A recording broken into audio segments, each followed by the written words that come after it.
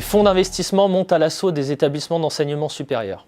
Ils ont déjà investi dans de nombreux groupes privés français par des prises de participation minoritaires ou majoritaires. Citons parmi les acteurs détenant des écoles de commerce, Providence, dans le groupe Galileo Studialis, qui détient Paris School of Business.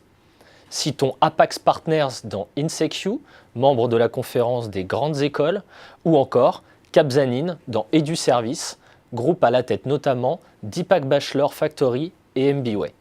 Alors pourquoi le monde de l'enseignement attire-t-il les fonds d'investissement? Première raison, la croissance structurelle du marché de la formation initiale ou continue due à l'essor de la population.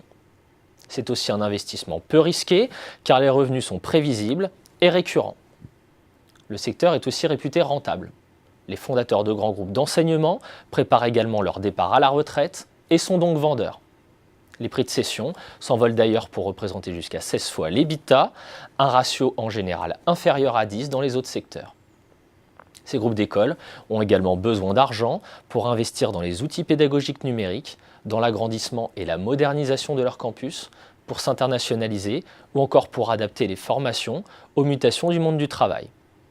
Enfin, la nature très éclatée du secteur de l'enseignement supérieur en France autorise éventuellement des stratégies de build-up ou regroupement sectoriel. En d'autres termes, le monde de l'éducation apparaît pour le moins attractif pour les acteurs du capital investissement. Pour le moment, les acteurs financiers ciblent les groupes d'établissements privés pluridisciplinaires réunissant des écoles de management généralistes ou spécialisées, des écoles de communication ou de vente, des écoles d'art, des écoles d'ingénieurs ou d'informatique. Des groupes qui offrent donc un profil de risque diversifié pour les fonds d'investissement. Les écoles de commerce à très forte notoriété, celles figurant tout en haut des classements, restent à l'écart de ces mouvements. Mais les choses pourraient bien changer dans un avenir proche, car elles ont besoin d'argent, de beaucoup d'argent, pour assurer la pérennité de leur modèle de croissance. C'est le cas des écoles privées comme l'EDEC ou l'IESEG, mais aussi des écoles consulaires arrimées aux chambres de commerce. Oui, mais pour les écoles consulaires, cela sous-entend de réformer leur statut. Un premier pas a été franchi avec l'ESC, le statut d'établissement d'enseignement supérieur consulaire, qui séduit de plus en plus d'écoles.